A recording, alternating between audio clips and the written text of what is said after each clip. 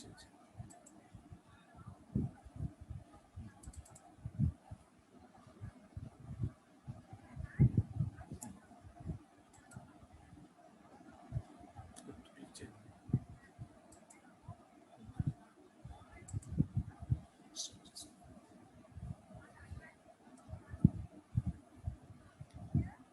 morning to all.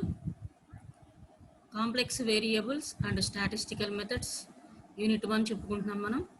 Already last క్లాస్లో functions of A complex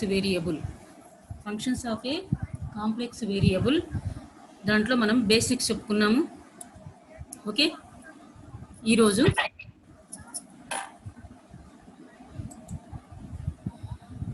మొన్న ఏం క్లాస్ చెప్పుకున్నామంటే ఒక ఫంక్షన్ ఇచ్చినప్పుడు దాంట్లో రియల్ పార్ట్ని ఎలా ఐడెంటిఫై చేయాలి అండ్ ఇమాజినరీ పార్ట్ని ఎలా ఐడెంటిఫై చేయాలో మనము లాస్ట్ క్లాస్లో మనం చెప్పుకున్నాం. సో టుడేస్ క్లాస్, ఈరోజు క్లాస్లో వచ్చేసి continuity. What is continuity? So A function F of Z, a function f of z is said to be continuous at z is equal to 0 if f of z naught is defined and limit z tends to z naught f of z is equal to f of z naught. అంటే ఒక function continuous function అని చెప్పాలి at z is equal to 0 అయితే అంటే ఏ function f of z is said to be continuous. ఒక ఫంక్షన్ని మనం continuous function అని చెప్పాలి అంటే ఎక్కడ at z is equal to 0 if f of z naught is defined. f of z naught is also defined and also we are said limit z tends to z naught f of z is equal to f of z naught or otherwise, and this means this is another definition. So the another definition of continuity is f of z is said to be continuous in a domain. It is continuous at every point at the domain. అంటే ఇంకో definition ఏంటంటే F of Z అనేది continuous అని చెప్పాలి ఒక డొమైన్లో అంటే అది ఆ డొమైన్లో ప్రతి పాయింట్ దగ్గర కంటిన్యూస్ ఫంక్షన్ అవ్వాలి. ప్రతి పాయింట్ దగ్గర కంటిన్యూస్ ఫంక్షన్ అవ్వాలి. These are two types of continuity. That is two definitions of continuity. So what is continuity? First one వచ్చేసి a function F of Z is said to be continuous at z is equal to 0. z is equal to 0 అనే point దగ్గర f of z అనేది continuous function అని చెప్పాలంటే if f of z naught is defined, f of z naught అనేది defined అయి ఉండాలి and also limit z tends to z naught f of z is equal to f of z naught అవ్వాలి. Okay, and another definition of continuity. Another definition of continuity ఏంటంటే f of z is said to be continuous in a domain if it is continuous at every point of that domain. అంటే ఒక function ఒక డొమైన్లో continuous అవ్వాలి అని చెప్పాలి అంటే ఆ డొమైన్లో ఉన్న ప్రతి పాయింట్ దగ్గర ఆ ఫంక్షన్ కంటిన్యూస్ ఫంక్షన్ అవ్వాలి. ఆ ఫంక్షన్ కంటిన్యూస్ ఫంక్షన్ అవ్వాలి. This is the definition of continuity. Definition of continuity. Okay,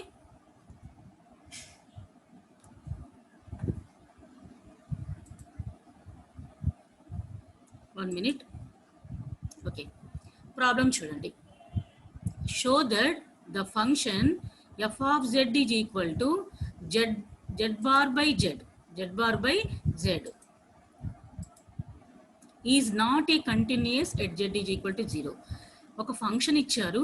ఆ ఫంక్షన్ ఏంటంటే z bar by z, f of z is equal to z bar by z is not continuous at z is equal to 0 అని చూపించమంటున్నారు.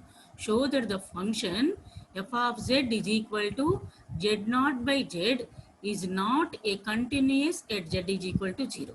Okay, ఎలా చేయాలో చూద్దాం. Continuous అంటే మీకు ఇక్కడ 2 points అర్థమవుతాయి. సో ఎప్పుడైతే క్వశ్చన్లో ఏం అడిగారంటే ఈజ్ నాట్ కంటిన్యూస్ అని అడిగారు. ఎప్పుడైతే నాట్ కంటిన్యూస్ గురించి చెప్పామో అలాంటప్పుడు మీకు ఏం అర్థమవుతుందంటే ఎక్కడ కంటిన్యూస్ అవుతుందో కూడా టూ ప్రాబ్లమ్స్ ఇక్కడ మనం చెప్పుకోవచ్చు. ఓకే, ఫస్ట్ ఫంక్షన్ వచ్చేసి జెడ్ బార్ బై జెడ్. దీన్ని ఎలా చెప్పాలి? ఈజ్ నాట్ కంటిన్యూస్ అని చెప్పాలి. ఏ పాయింట్ దగ్గర? Z is equal to 0. Z is equal to 0 దగ్గర ఈజ్ నాట్ కంటిన్యూస్ అని మనం చెప్పాలి. Okay,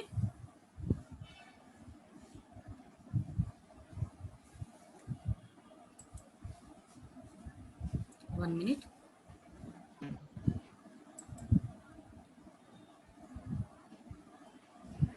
Okay. Solution. Let z is equal to x plus iy. Mute చేసుకోవాలమ్మా, అందరూ మ్యూట్ చేసుకోండి. So let z is equal to x plus iy and z bar is equal to x minus iy. చూడండి ఒకసారి, z అనేది x plus iy అయితే z bar అనేది this is the complement of z. This is the complement of z. So z bar రాసేటప్పుడు మనము complex నెంబర్స్లో z bar ఎప్పుడైతే ఎలా రాస్తామంటే, ఎక్కడైతే కాంప్లెక్స్ నంబర్ ఉంటుందో, కాంప్లెక్స్ ఎక్కడైతే ఉంటుందో ఆ ముందు ఉన్న సైన్ మాత్రమే చేంజ్ అవుతుంది. ఆ ముందు ఉన్న సైన్ మాత్రమే మనకి ఇక్కడ చేంజ్ అవుతుంది. అంటే ఇక్కడ కాంప్లెక్స్ ఎక్కడుంది? I is the complex. So కాబట్టి ఇక్కడ ప్లస్ ఉంది, దట్ ఈజ్ మైనస్. ప్లస్ ఎలా చేంజ్ అయింది? మైనస్ లా చేంజ్ అయింది. అదే మైనస్ ఉంటే ఏమవుతుందమ్మా? ప్లస్ అవుతుంది. z is equal to x plus i y. z bar is the complement and complex. So complex అయినప్పుడు ఏమవుతుందంటే, ఎక్కడైతే మనకు ఇమాజినరీ నంబర్ ఉంటుందో అక్కడ ఉన్న సైన్ మాత్రమే చేంజ్ అవుతుంది. సో అందుకని మనం ఏం రాసామంటే z bar is equal to x minus i y. z bar is equal to x minus i y. Okay. Suppose z tends to 0. z tends to 0 along x-axis. అంటే z అనేది along x-axis మీద మనం రాస్తున్నప్పుడు ఏమవుతుంది? y is equal to 0 అవుతుంది. So ఈ విషయం మనకు తెలుసు. Suppose z tends to 0 along x-axis.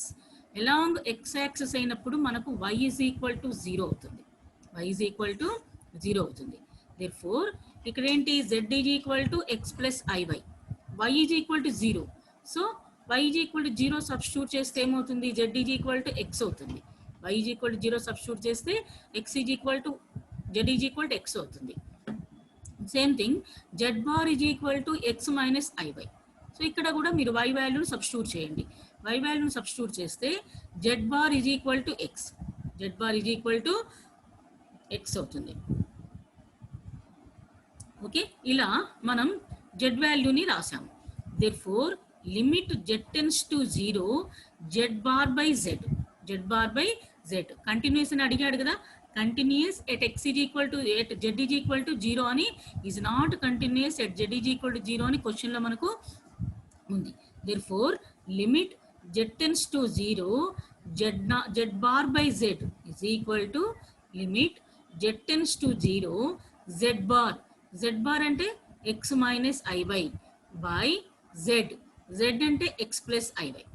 So మనం ఆల్రెడీ లాస్ట్ క్లాస్లో మనం నేర్చుకున్నాం. z is equal to x plus i y. z is equal to x plus i y. Here x and y are real. x and y are real.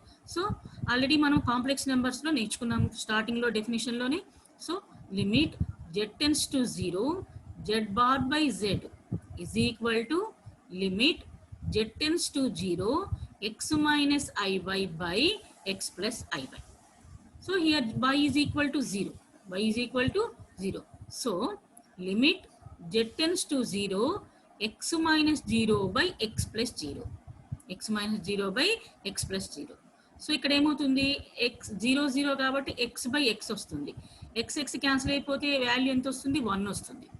x x cancel, so 1 వచ్చింది. అంటే ఇక్కడ మనకి ఏంటి? Therefore limit z tends to 0 z bar by z is equal to 1. Limit z bar by z tends to 0 z bar by z is equal to 1 వచ్చింది. is equal to 1 అని value వచ్చింది. Okay, again ఇందాక మనము along x access చేసాం కదా, ఇప్పుడు along y access చేద్దాం. Along y access చేద్దాం అంటే ఇప్పుడు మనం కంటిన్యూస్ అని చెప్పాలి అంటే 2 లిమిట్స్ మనకు అక్కడ ఎగ్జిట్ అవ్వాలి కదా. ఎగ్జిస్ట్ అయినప్పుడు మాత్రమే మనం చెప్పగలం. So again suppose z tends to 0 along y axis. along y axis. along y axis అన్నప్పుడు x is equal to 0. Again suppose z tends to 0 along y axis. along y axis అని రాసామంటే x is equal to ఏమవుతుంది? 0 అవుతుంది. x is equal to 0.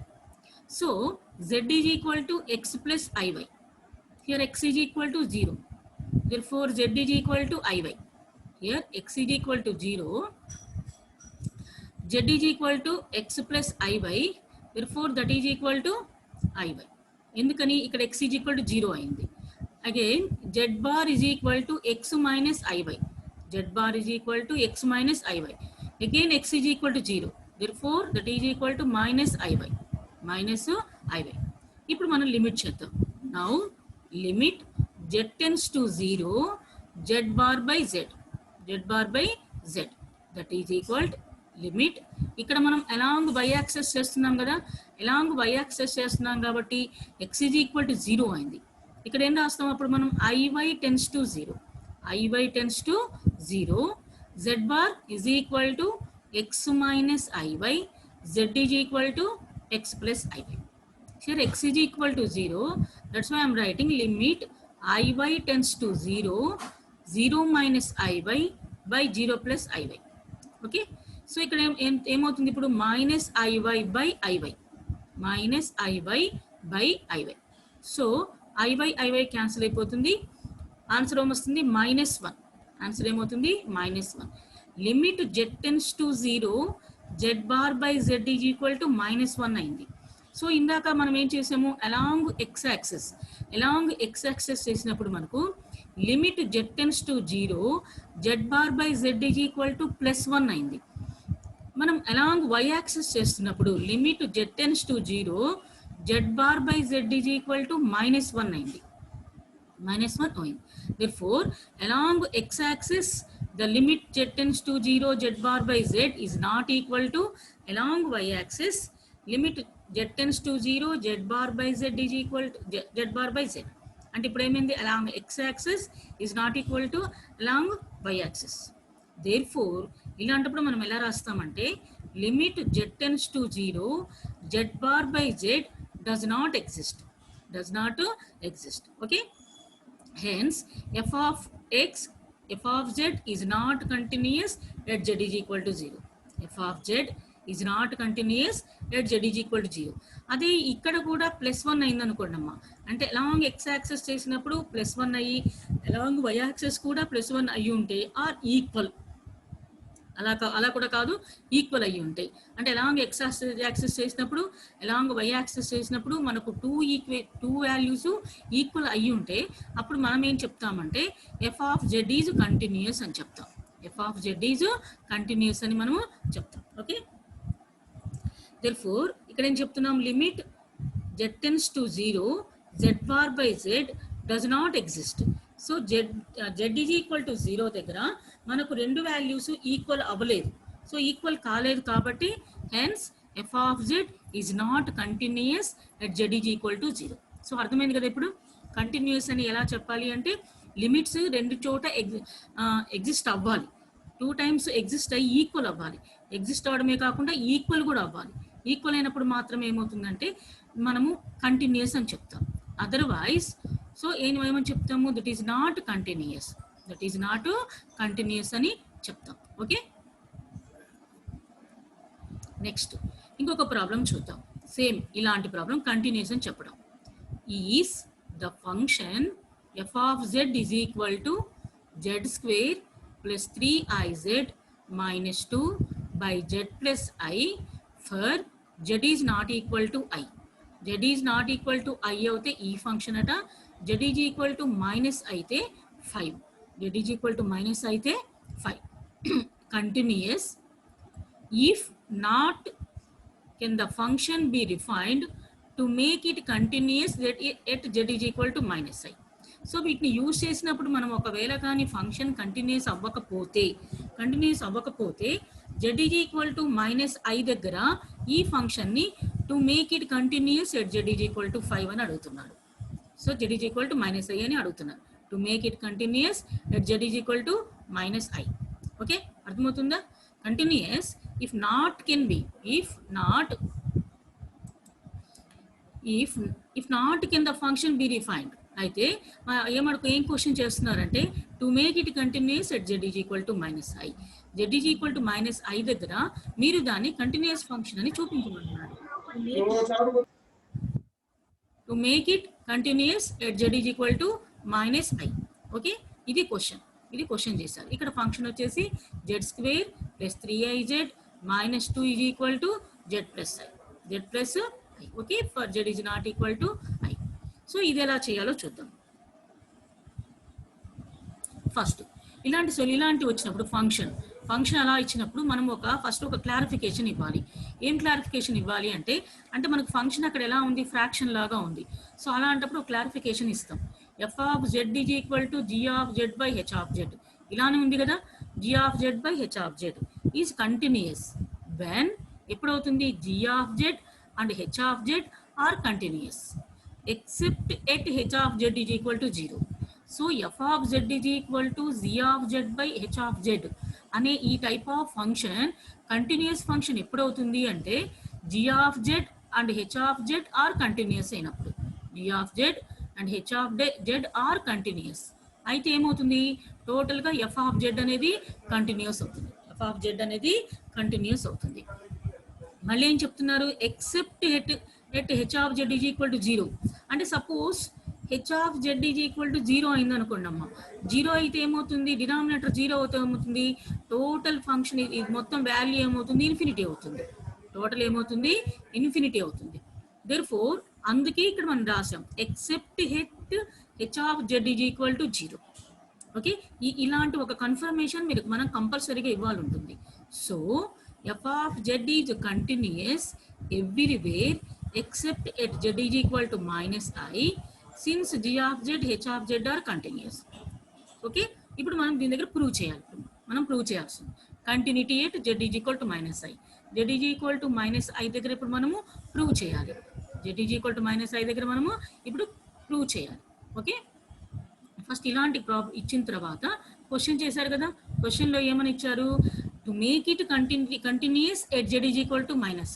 To make it continuous at z is equal to -i అన్నారు. So ఏమి ఇచ్చారు మనకు, z is equal to -i అన్నారు. So here z is equal to -i, z is equal to x plus iy. Okay, we know that z is equal to x plus iy is equal to -i. Equating on both sides equate చేయండి. Equate చేస్తే మీరు ఒకసారి observe చేయండి, ఇది x plus iy is equal to -i ఉంది అంతే. ఇక్కడ x term లేదు. అంటే ఇక్కడ ఏమున్నట్లు మనము అజ్యూమ్ చేసుకోవాలంటే 0 మైనస్ iy అంటే x మైనస్ iy కదా, x ప్లేస్లో ఏం లేదు కాబట్టి 0 కింద మనం అజ్యూమ్ అంటే ఈ ఫార్మేషన్లో రాసుకోవాలి.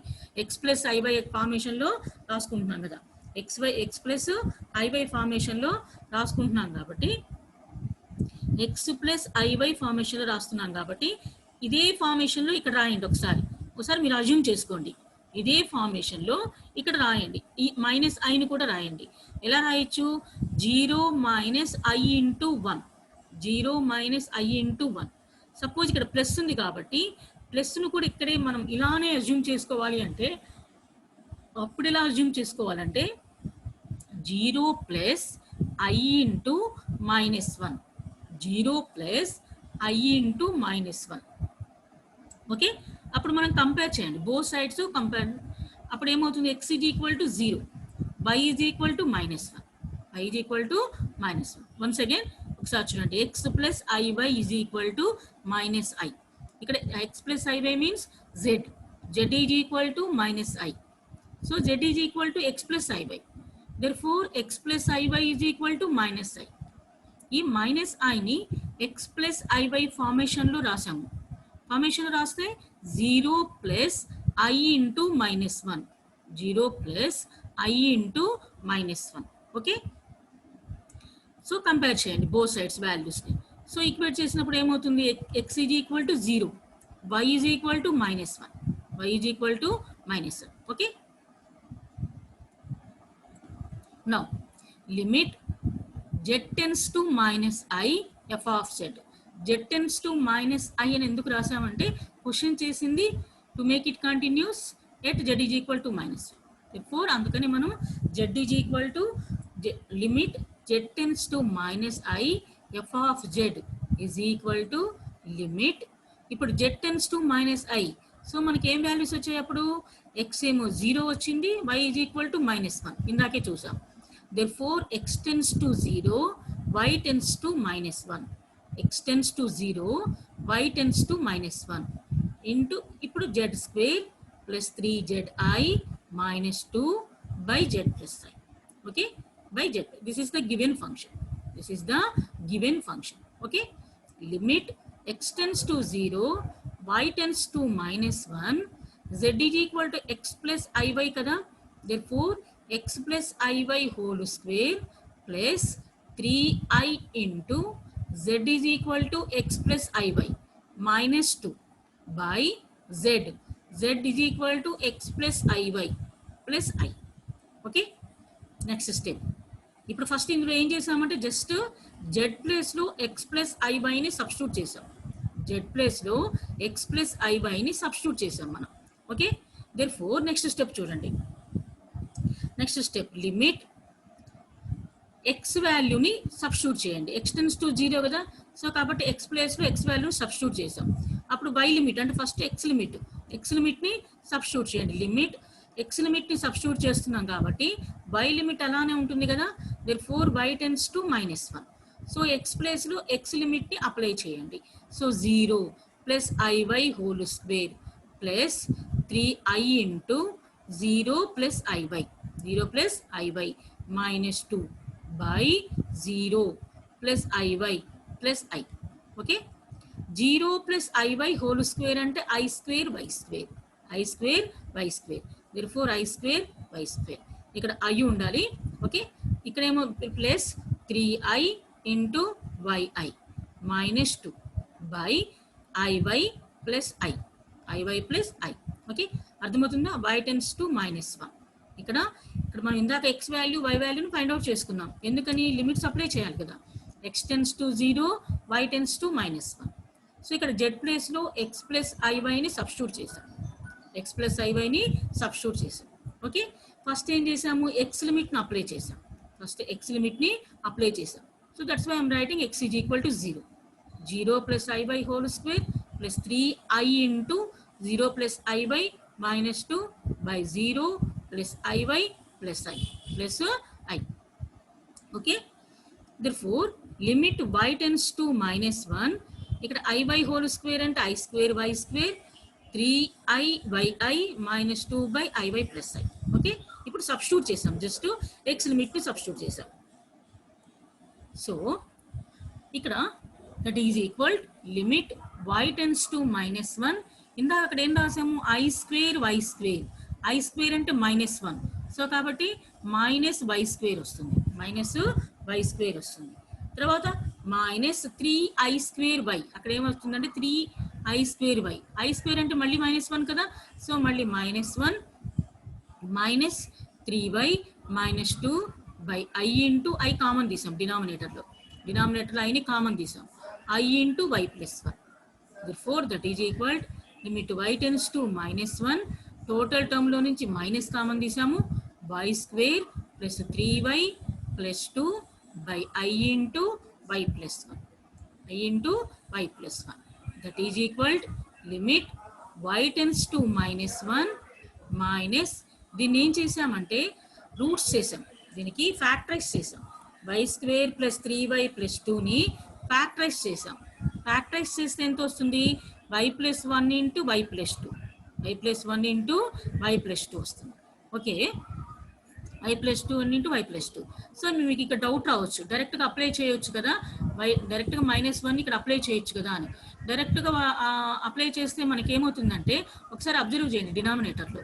సో డినామినేటర్లో మనం ఒకసారి అబ్జర్వ్ చేస్తే y స్క్వేర్ అంటే -1 హోల్ స్క్వేర్ ప్లస్ 2 3. ఇక్కడ సబ్స్టిట్యూట్ చేస్తే ప్లస్ 3 -3 ఏమవుతుంది? 0 అయిపోతుంది న్యూమరేటర్. టోటల్ వాల్యూ 0 అయింది. సో కాబట్టి మనకు ఛాన్స్ ఉన్నప్పుడు యూస్ చేసుకోవాలి. అలా జీరోస్ డైరెక్ట్గా రాసుకోకూడదు. ఏదైనా ఛాన్స్ ఉందేమో అని చెప్పేసి మనం చెక్ చేసుకోవాలి. ఇప్పుడు దీన్ని ఫ్యాక్టరైజ్ చేసాం. ఫ్యాక్టరైజ్ చేస్తే ఎంత వచ్చింది? y plus 1 into y plus 2 by I into y plus 1. ఇప్పుడు y plus 1 క్యాన్సిల్ అయిపోయింది. y plus 1 క్యాన్సిల్ అయిపోయి limit y tends to -1. So substitute చేస్తే మిగిలిన టర్మ్స్ ఏంటి? y tends to -1 మైనస్ ఈ minus into y plus 2. y plus 1 cancel అయిపోతే I. Okay, ఇప్పుడు y tends to -1 అంటే -1ని సబ్స్టిట్యూట్ చేసాం. -1ని సబ్స్టిట్యూట్ చేసాం. సబ్స్టిట్యూట్ చేస్తే మైనస్ y ప్లేస్లో -1 +2 ఇక్కడ ఏమవుతుంది 1 అవుతుంది, -1 అవుతుంది. -1/i అంటే ఏమవుతుంది i అవుతుంది. -1/i అంటే i అవుతుంది. ఎలా అవుతుంది? న్యూమరేటర్లో -1 ఉంది కదా, న్యూమరేటర్లో -1ని మనం i² గా రాసుకోవచ్చు. i క్యాన్సిల్ అయిపోతే i మిగులుతుంది. Okay, therefore limit z tends to -i f of z is equal to i. Limit z tends to -i f of z is equal to ఏమైంది మనకు i అని వచ్చింది, i అని వచ్చింది. ఓకే, నెక్స్ట్ ఇప్పుడు ఒక లిమిట్ మనం ఒక పార్ట్ కంప్లీట్ చేసాం. సో కంటిన్యూషన్ చెప్పాలంటే 1 పార్ట్ కంప్లీట్ చేసాం. సో సెకండ్ పార్ట్ చూద్దాం. సెకండ్ పార్ట్ కూడా ఈక్వల్ అయితే అప్పుడు మనం కంటిన్యూసా కాదా అనేది మనం చెప్తాం. Again limit z tends to -i f of z is equal to limit ఇందాక ఫస్ట్ ఏ లిమిట్ అప్లై చేసాం లిమిట్ని x tends to 0 y tends to -1. ఇప్పుడు y tends to -1 x tends to 0. ఇందాకేమో x tends to 0 y tends to -1. ఇప్పుడు మన first priority y tends to -1 x tends to 0. z² + 3zi - 2 by z plus i by z plus i.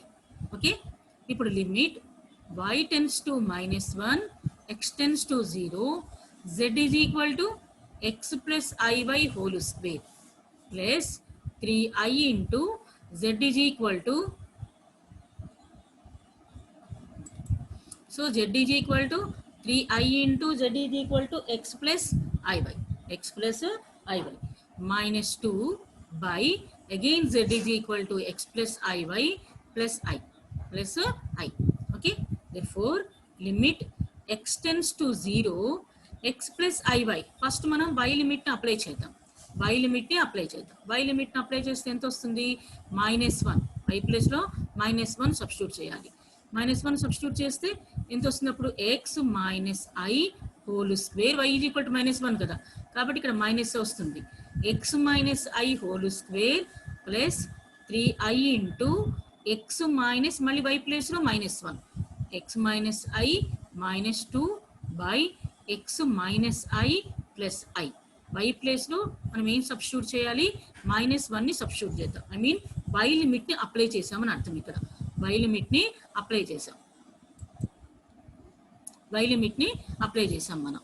Okay, limit x tends to 0. ఇప్పుడు y limit ని apply చేసేసాం, ఇప్పుడు limit x tends to 0 x minus i whole square plus 3i into x minus i minus 2 by x minus i plus i. Okay, minus i plus i cancel అయిపోయింది. x is equal to 0 substitute చేసాం. 0 minus i whole square plus 3i into 0 minus i minus 2. So ఇక్కడ ఏమవుతుంది? -i square i square అంటే -1 కదా, ఇది +1 అవుతుంది. అలాగనే 3i into i 3i square, మళ్ళీ ఇదే i square is equal to -1, మళ్ళీ సబ్స్టిట్యూట్ చేయండి -2. ఇక్కడ ఏమవుతుంది? -3 + 3 ఏమవుతుంది? న్యూమరేటర్ మొత్తం 0 అయిపోతుంది. ఆల్రెడీ డినామినేటర్ 0 అయింది. ఫైనల్గా మనకు 0/0 వచ్చింది. మనకి ఎంత వచ్చిందమ్మా? ఇక్కడ 0/0 వచ్చింది. ఓకే, అర్థమవుతుంది కదా, 0/0. న్యూమరేటర్ 0 అయింది, డినామినేటర్ 0 అయింది. i square is equal to -1 substitute చేయండి. సబ్స్టిట్యూట్ చేస్తే అప్పుడు న్యూమరేటర్ 0 అయింది, denominator 0. So numerator denominator 0/0 and ∞/∞ ఇలాంటి వాల్యూస్ అన్ని వచ్చినప్పుడు మనం వీటిని ఏమంటామంటే ఇండిటర్మినెంట్ ఫార్మ్స్ అంటాం. ఇండిటర్మినెంట్ ఫార్మ్స్ లిమిట్స్ అప్లై చేసిన తర్వాత 0/0 ∞/∞ ఇలాంటి టర్మ్స్ మనకు ఆన్సర్గా వస్తే దాటిని మనం ఇండిటర్మినెంట్ ఫార్మ్ అంటే మనం వాటిని డిటర్మైన్ చేయలేము అని. అలాంటప్పుడు మనం ఏం చేస్తామంటే యూజింగ్ ఎల్ హాస్పిటల్ రూల్ని మనం అప్లై చేస్తాం. అలాంటప్పుడు మనం ఎల్ హాస్పిటల్ రూల్ అంటే ఏంటంటే న్యూమరేటర్ని డినామినేటర్ని సపరేట్గా డిఫరెన్షియేట్ చేయాలి. ఎల్ హాస్పిటల్ రూల్ ఏం చెప్తుందంటే న్యూమరేటర్ని డినామినేటర్ని సపరేట్గా మనము డిఫరెన్షియేట్ చేయాలి. చూడండి ఒకసారి, మళ్ళీ వెనక్కి వెళ్దాం. అంటే ఇందాకటి దానికి వచ్చాము, చూడండి ఒకసారి. అంటే ఇప్పుడు దీన్ని అంటే ఇది ఇక్కడ సబ్స్టిట్యూట్ చేసామమ్మా. 0/0 వచ్చింది. సో కాబట్టి ఇక్కడ ఏదైతే ఫంక్షన్ ఉందో అంటే ఏ ఫంక్షన్లో సబ్స్టిట్యూట్ చేస్తే ఇండిటర్మినెంట్ ఫామ్ వచ్చిందో మనకు ఈ ఫంక్షన్ని న్యూమరేటర్ని డినామినేటర్ని సపరేట్గా డిఫరెన్షియేట్ చేయాలి. సో సపరేట్గా చేయాలి అంటే న్యూమరేటర్ని డినామినేటర్ని. సపోజ్ న్యూమరేటర్ని మనం ఇక్కడ డిఫరెన్షియేట్ చేసామనుకో ఎంత వస్తుంది ఇక్కడ 2 × x - i వస్తుంది.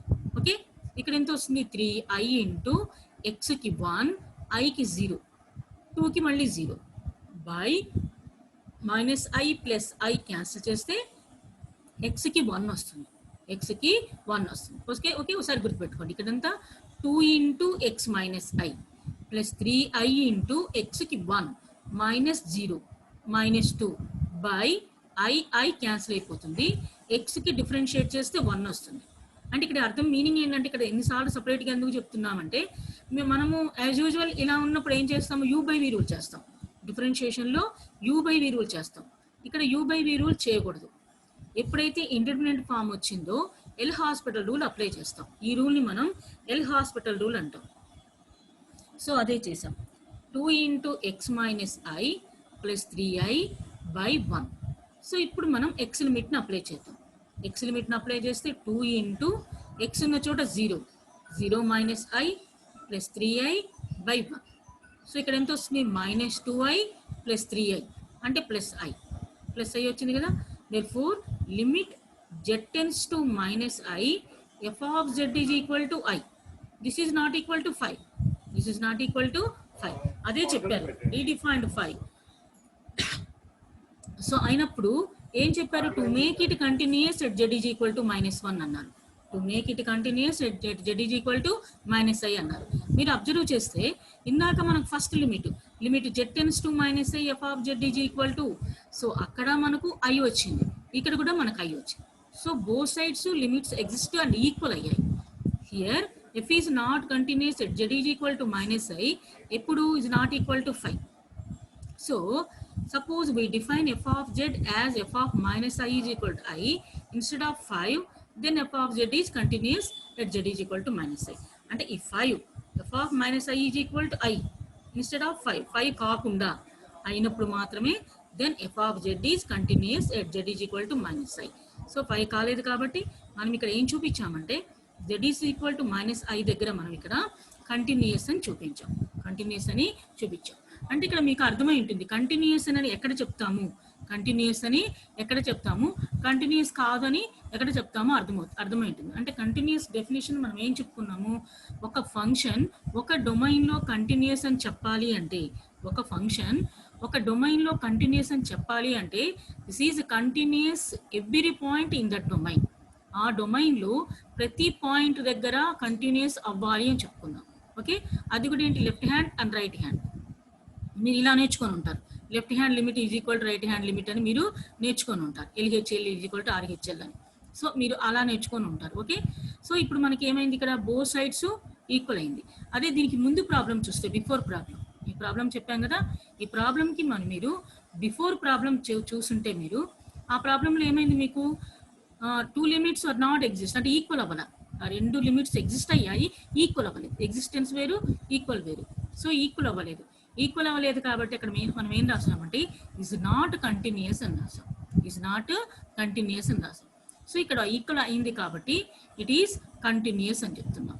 So question line is not ఇదో ఇన్స్టెడ్ ఆఫ్ 5 అన్నారు. Instead of 5 then f of z is continuous at z is equal to -i.